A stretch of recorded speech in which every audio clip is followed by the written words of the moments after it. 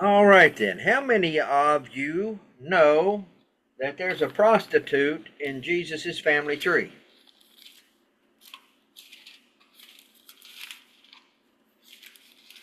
Is Nobody? it Everybody? Rahab? Rahab, yep. Rahab is included in Jesus' family tree, and as the Old Testament calls her or describes her, she's a harlot. As the New Testament describes her, she's a prostitute. So it's instructive on why Rahab is included in the family tree of Jesus and just how she came to be listed in Hebrews chapter 11. Hebrews chapter 11 is known as the Hall of Fame of Faith in the Scripture. And if you'll turn to Hebrews chapter 11, we read, da, da, da.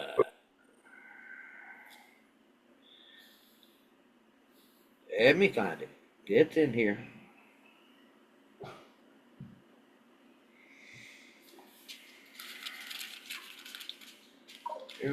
Chapter 11, there it is, 31. Verse 31 of Hebrews chapter 11. By faith, Rahab the prostitute did not perish with those who were disobedient, because she had given a friendly welcome to the spies. Now we can turn over to James and read about her in chapter 2. And this is part of James's argument that faith that doesn't produce works is not real faith, right? Faith without works is dead, he says. But what his point is that real faith, true faith, genuine faith results in works and produces works. And he says this about Rahab. And in the same way, was not also Rahab the prostitute justified by works when she received the messengers and sent them out by another way? For as the body apart from the spirit is dead, so also faith apart from works is dead. So we're going to study about Rahab tonight, and we're going through the Old Testament. We're resuming going through the Old Testament, and last time we're here, and I know it's been quite a while. We were in Numbers, and we're skipping the whole book of Deuteronomy. That's not because there's nothing of interest in the book of Deuteronomy. It's just in a desire to maybe speed things along so we can start moving a little quicker through the Old Testament and just hit highlights as opposed to focusing on every single story. But in the book of Deuteronomy, we have the death of Moses and the turning over of the nation of Israel and Moses' responsibility to Joshua, who was Moses' right-hand man, and the chosen leader, and the leader that God chose to rule and lead the nation of Israel after Moses. And interestingly enough, in the Hebrew, the name Joshua is the very same name as Jesus, Yehoshua. So they share a name, Joshua and Jesus. We pronounce it Jesus because of the Greek transliteration, but his name in the Hebrew was Yehoshua, the same as Joshua, Yehoshua. So, questions so far? All right. Joshua chapter 2. Joshua chapter 1. God commissions Joshua to lead the children of Israel. It's now time, since Moses is dead and all of the adults who rebelled against God, and God says you're not going to go into the promised land. They have all perished. So now it's time for the children of Israel, led by Joshua and Caleb, the two spies who were allowed to enter into the promised land. They're going to prepare to cross over the Jordan and enter into the promised land and begin to take their birthright. And Joshua, verse 1 of chapter 2, and Joshua the son of Nun sent two men secretly from Shittim as spies, saying, now Shittim was a town, don't know exactly where it's at. It means acacia. That's what the word means. So it's apparently a place of acacia trees. It's directly across from Jericho on the east side of the Jordan. We don't know exactly where, but that's where the nation of Israel has been spending a lot of time. They've been there for quite a while. And Joshua, and so that's where we're at. They're on the east side of the Jordan. And Joshua the son of Nun sent 2 men secretly from Shittim as spies, saying, Go view the land, especially Jericho. And they went and came into the house of a prostitute whose name was Rahab. Literally in the Hebrew, that's a harlot. They came into the house of a harlot whose name was Rahab and lodged there. Now, I know some commentators and some, even Josephus, has tried to tidy up her image a little bit and tried to say that the same word translated harlot can be translated innkeeper, but I don't know that they ever provide a proof of that, because in every time I've looked at it, the only translation that is available is harlot. So I think it is prudent to understand it the way that it is written and not try to pretty up Rahab's background, and you'll see why in a minute. Rahab was not a righteous person. Yes, she may have been operating an inn, but that inn was an inn that also peddled in human flesh, specifically hers. So, a prostitute named Rahab, or actually it's pronounced Rahab, and lodged there. And it was told to the king of Jericho, Behold, men of Israel have come here tonight to search out the land. And the king of Jericho sent to Rahab, saying, Bring out the men who have come to you, who entered your house, for they have come to search out all the land. But the woman had taken the 2 men and hidden them. And she said, True, the men came to me, but I did not know where they were from. And when the gate was about to be closed at dark, the men went out, and I do not know where the men went. Pursue them quickly, for you will overtake them. But she had brought them up to the roof, hid them with the stalks of flax that she had laid in order on the roof. So the men pursued after them on the way to the Jordan as far as the fords. And the gate was shut as soon as the pursuers had gone out.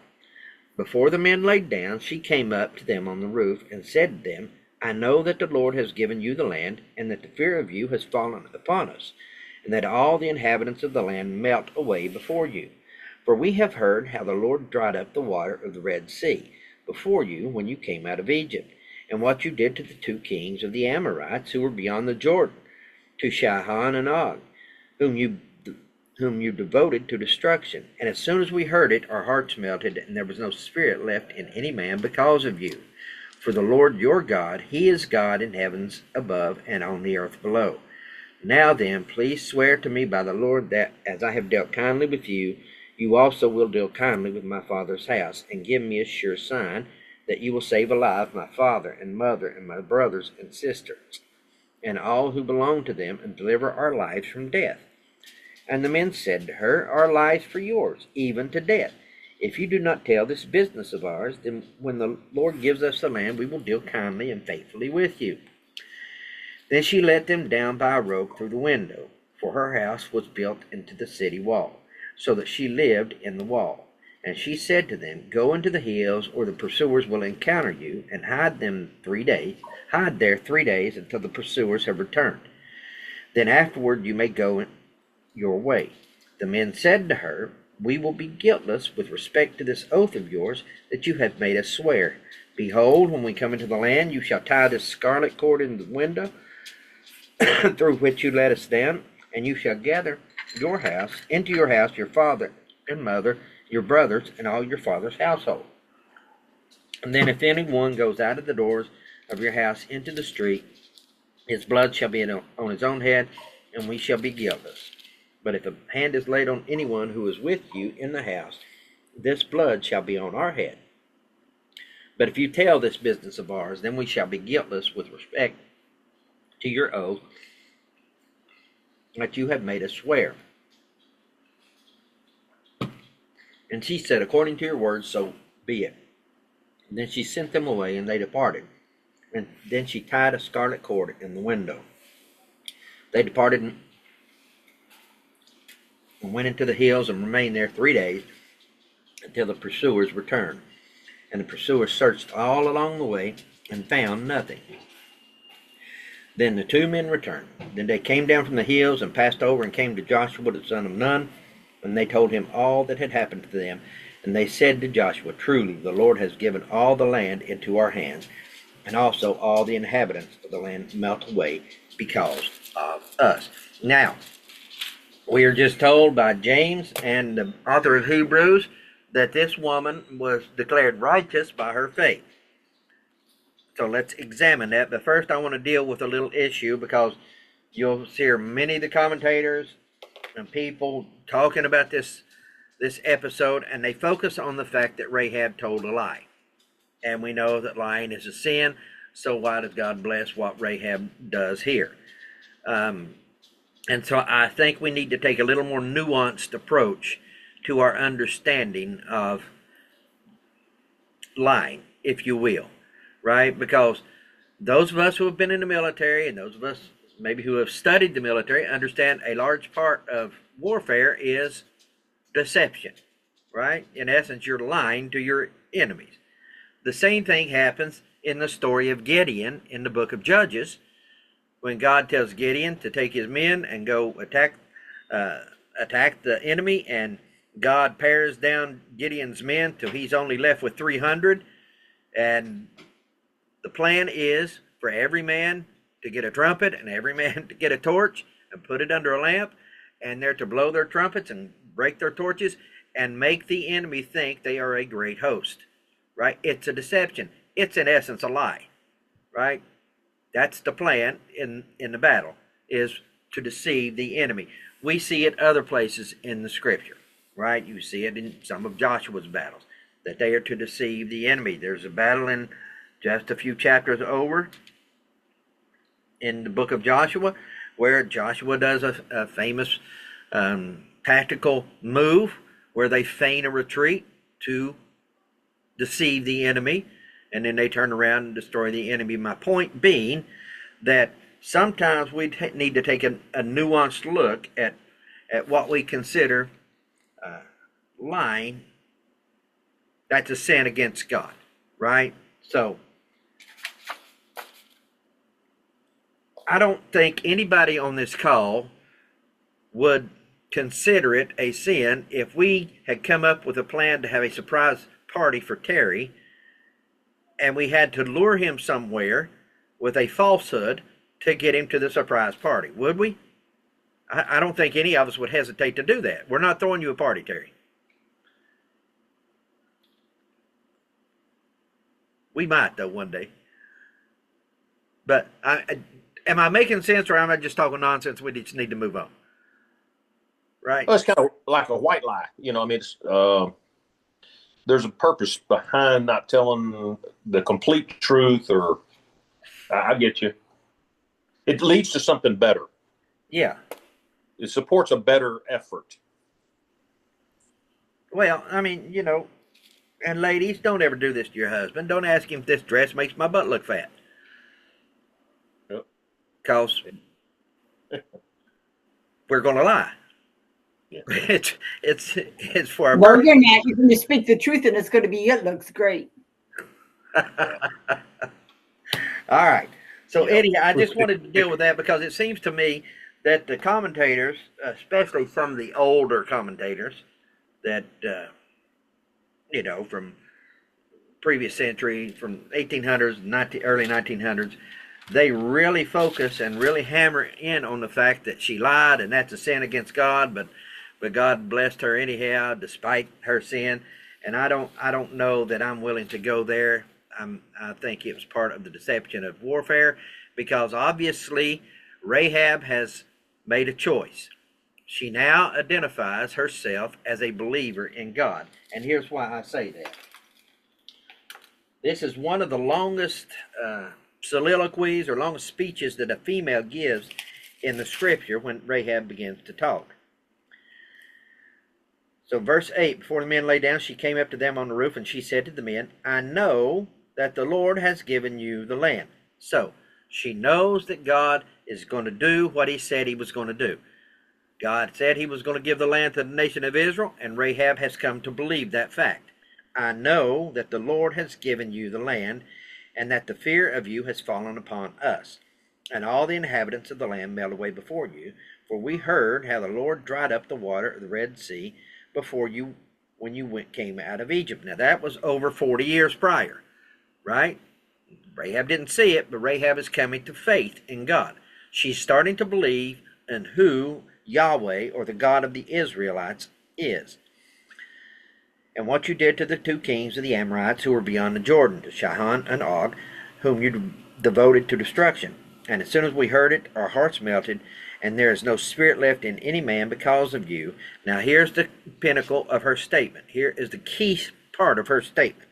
For the Lord your God, he is God in heaven above, in the heavens above, and on the earth beneath. She has just made a declaration of fact, a declaration of her faith, that God is the God of the heavens and he is the God of the earth. Now, she grew up in a pagan society that worshiped a variety of gods.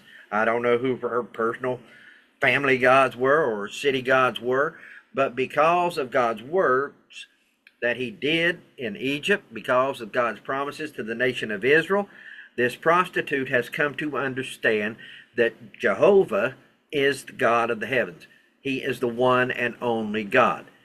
He is the God of the heavens and the God of the earth. For the Lord your God, he is God in heavens above and on the earth below. And then she makes her plea. Based on her statement, she has come to believe in God, and now she makes her plea. Will you protect me? Now then, please swear to me by the Lord that I have dealt kindly with you, and you will also deal kindly with my father's house, and give me a sure sign that you will save alive my father, my mother, my brothers and sisters, and all who belong to them, and deliver our lives to them. So she doesn't make a plea directly to God. She makes a plea to God's representatives. These are the only people she knows who are of the people of God. So she has recognized Jehovah, the God of the Israelites, is the true God. He is the great God. And so these men standing before her represent her entrance into that society. So she cries out in her faith that God is able to protect her, that these men, because they serve the great God, will be merciful to her and will protect her. She cries out and asks for their protection. And so they do, right? They make the promise and they tell her what to do, and then she lets them down through the window, and she ties the scarlet cord in the window. And many commentators, going all the way back to the very early church fathers, put great significance on the fact that she was told to place a scarlet cord in her window. Scarlet, what color is scarlet? It's red. Reddish. Color of blood, right? It's very reminiscent. This story is very reminiscent of the overall story of the Passover. What was the condition that saved the people on the night of the Passover in Egypt, when the angel of death came through the land of Egypt and killed all the firstborn? What was the one condition they had to do? Put the blood over the They had threshold. to put the blood on the lintel and the doorpost. Yeah. Right? They had to slaughter the Passover lamb. They had to do all of that. But the one thing that the angel of death looked for before he would pass over a dwelling was, is it covered by blood? Is the blood of the sacrifice covering that doorway? And that was the one thing that they had to do. Doesn't matter how sinful the person inside was. It didn't matter how many horrible things they had done in their life. God says you kill a Passover lamb and you paint the doorpost and the lintel and you will be safe. That was the only thing they had to do. No other hoops to jump through. She had no hoops to jump through. The man says, tie this scarlet cord in your window, and when we come to take Jericho, you'll be safe. But if anybody goes out, just like you go back and read the Passover story, if anybody is not caught in the house covered by the blood, then you're not safe. They say you must be in this house, you and your family, and if you're in the house covered by the scarlet thread, you will be safe. So, and like I said, that goes back to the very earliest church fathers who see that as a type or a shadow or a teaching type of the same thing that happened at the Passover and the same thing that happens with us. What is the one condition that we must have in order to be saved from God's wrath? We must have the blood of the sacrifice applied to us. Well, this is symbolic of the blood of the sacrifice applied to her and all in her family who believed. Because Rahab, and I don't know what kind of relationship she had with her daddy. I would imagine it wasn't really pleasant. I mean, what dad wants their daughter to grow up and be a prostitute? You wouldn't think many would. But somehow she still cares about her father, and she had to go to them and convince them and tell them that when the nation of Israel attacks, God has given them this city, and the only way to be safe is to come into my house and be covered by this scarlet thread. And they did. And so we read when they march around the walls and they blow the horns and they shout and the walls come tumbling down. There's one section of the walls of Jericho that did not fall. It's her house, because her house was built into the wall. And interestingly enough, the archaeologists digging at Jericho found out that in the walls of the ancient city there were houses. That houses were built into the wall. But we see later that her house was spared from the walls falling down. Dog, give me what you got. What do you got?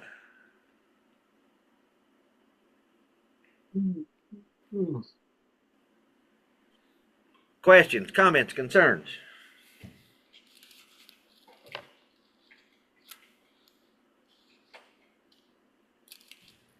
Pastor Jeff, question about how old was Rahab? Do we have any idea? She was young enough to marry one of the spies and have children. That's Okay. as close as I can get to you. Give it to you. Yes. So she would have heard. She married one of the two spies, and they went on to have children. And she's actually like a grandmother, great grandmother of Boaz, who marries Ruth, who is the grandparents of King David. Which is one of the reasons that many of the ancient Jewish commentators, including Josephus, try to pretty up her reputation. But it's pretty plain that direct ancestor of King David was a prostitute. So she likely wasn't born when the Red Sea parted.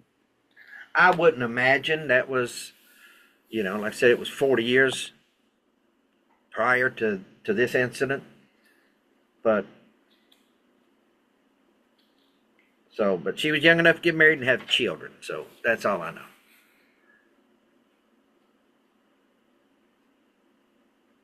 But anyhow, so that just tells us that the stories were known all around the region, which is another indictment on the fact that the peoples of the region refused to submit, even though they knew what God had done. And we find out here's this one lady who was willing to submit and recognize that because of the works of God that showed who he truly was, and that is the God of the heavens and the earth, as opposed to the idols that the rest of the people worship. Pastor Jeff, Yes, ma'am. would this have been in an area where brothels and that type of lifestyle would have been more prominent?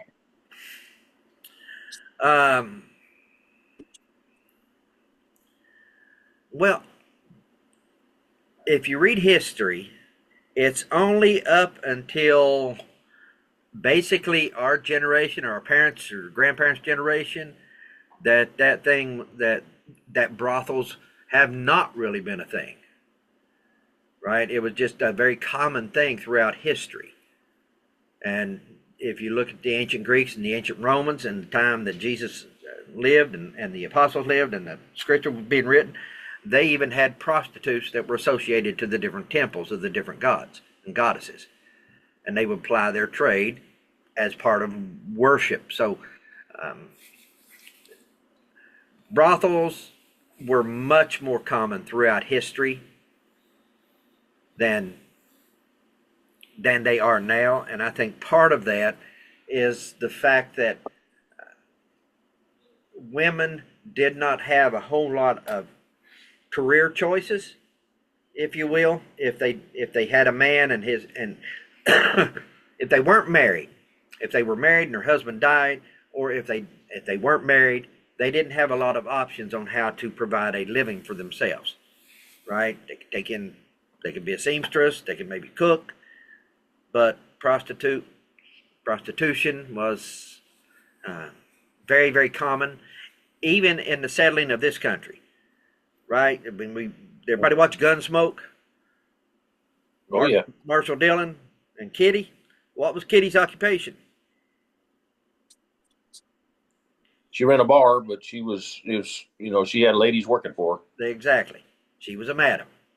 Well, Jeff, do you know if Jericho, was it a trading center or was it a city along a route heavily traveled? Because you mentioned the hotel and all that. It was, so if you look at a map, it's almost directly east of Jerusalem, and it's the first real city that you encounter after you cross the Jordan. When you cross east from the Jordan, right, which was the trade route, this the old spice route would come from that direction. Then Jericho was the first city you came to, and it was not a huge city, it wasn't a very large city, but it was very well fortified. So yes, it held a very strategic position. In other words, without getting into too much the weeds that a lot of people won't care about, you could not invade the Holy Land so as to take control of it without controlling Jericho. You couldn't leave Jericho. You couldn't go around Jericho. You couldn't bypass Jericho on your supply route, right? Your supply lines. You couldn't. So you had to take Jericho first thing if you were going to have access to the rest of the land.